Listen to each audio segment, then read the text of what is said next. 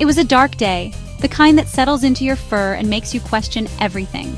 The world outside seemed heavy, as if the clouds themselves were brooding along with me. Yet, paradoxically, the sun shone outside, casting golden rays through the windows and filling the house with a deceptive warmth. It was almost as if the universe was mocking my mood, daring me to feel better. I sat by the door, my little red backpack packed with all the essentials a queen could need: my favorite toy mouse, a tuft of catnip, and a single treat for the road. My humans had broken the most sacred rule: respect the queen. I am the queen, after all. Their crimes? Disrespect, neglect, and a shocking lack of reverence for my royal presence. Worst of all, they had forgotten my rightful place atop the throne, treating me as if I were just another household pet. So I packed my treasures and prepared to leave, determined to remind them of what they'd lost. The neighbor's garden looked promising, full of mysterious smells and the promise of adventure. Was it dramatic? Maybe. But sometimes a queen must make a statement. My dignity was at stake, and that is something I could never compromise. Not for anyone, not even for a bowl of tuna. I weighed my options: freedom or a full food bowl, adventure or belly rubs, the thrill of the unknown or the comfort of the familiar. In the end, dignity won. I would not be swayed by snacks or soft cushions. I took one last look at my kingdom: the sofa, the sunbeam, the unreachable toy mouse, and all the places that once felt like home. I adjusted my backpack, heart heavy, but determined, knowing that sometimes a queen must walk alone to remind her subjects of her worth. The humans would be sorry. They would remember the day their queen almost left, and perhaps, just perhaps, they would learn to cherish me as I deserve. The trouble began on tuna night, a night I had been looking forward to all week. They gave me the wrong tuna. Cheap, watery, and frankly, insulting to my refined palate. Then came Buddy, the dog. Loud, smelly, and always in my space, never giving me peace. He drank from my water bowl. The audacity was simply unbelievable.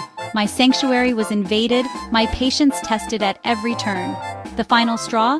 The big human walked past my sunbeam nap without even a single glance. I was invisible, replaced by a dog who didn't even appreciate it. My heart broke. The love I once knew was gone. So I watched, planned, and waited for my perfect chance to strike. I would not be ignored, nor would I share my precious sunbeams. My escape would be legendary, remembered for ages. The age of Mittens' rule was over, but a new era was dawning. But my adventure was just beginning, and I was ready for it. Every escape needs a plan, and a packed bag. For days I watched and waited, studying the humans' routines, searching for the perfect moment. I knew I'd only get one shot at this. I borrowed the little human's red backpack. It was just the right size for my mission. I packed only the essentials: my crinkly mouse, a single salmon treat, and a few other treasures I couldn't leave behind. A piece of my favorite blanket, soft and familiar, for comfort on the road ahead. I knew I'd miss it, but it would remind me of home, and of course, my dignity. No matter where I went, I'd carry that with me. A cat must never lose their sense of pride, even in exile. No photos of the humans, no looking back. This was my journey now, and I had to be strong. Sentimentality would only slow me down. I left a message the only way I could: a single, elegant scratch on the big human's favorite chair. It said everything I couldn't meow.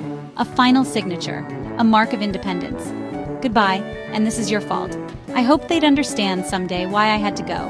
Maybe they'd even miss me. The moment came as the front door stood ajar, sunlight spilling in like an invitation. My heart raced as I realized this was it, the chance I'd been waiting for.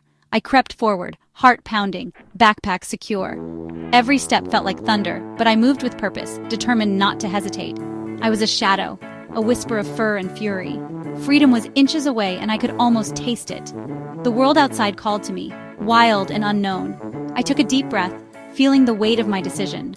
And then, with every ounce of courage I had, I ran for it, toward adventure and whatever waited beyond the door. My grand escape hit a snag. The cat flap wasn't made for a cat with baggage.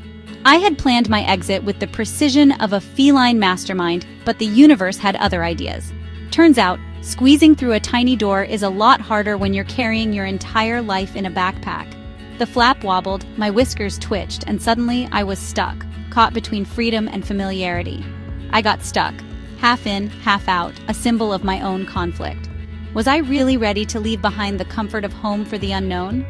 My tail flicked with indecision as I pondered my next move, feeling both brave and foolish at the same time. The dog stared. The humiliation was real. His eyes said it all. Really? This is your big adventure? I tried to look dignified, but it's hard when your dignity is wedged in a plastic door. The big human found me, freed me, and saw my packed treasures. He understood, finally. My secret stash of toys, snacks, and that one sock I stole, exposed. But instead of scolding, he just smiled as if he finally got it. I needed to be seen. I got the longest belly rub of my life. It was as if he was saying, "You're home and you matter." I purred louder than ever, letting the comfort wash over me. The dog offered a squeaky toy. I ignored it. Some things never change, and my standards for entertainment are still sky high. I stayed, not because I failed, but because I chose to. This was my decision, my story, and I owned it. Now the tuna is fancy, the belly rubs frequent, and the dog keeps its distance. Life is good when you set your own terms. The scratch on the chair remains, a reminder of my worth. It's my signature, proof that I belong here, flaws and all. I am the cat who almost left. Sometimes you have to almost go to realize where you truly belong. They should be grateful I returned. Not every cat gives second chances. So humans, if your cat packed a bag, what would they take? Maybe a favorite toy, a stolen sock, or just a piece of your heart. Maybe go check and bring a treat. You never know when your cat might be planning their next big adventure.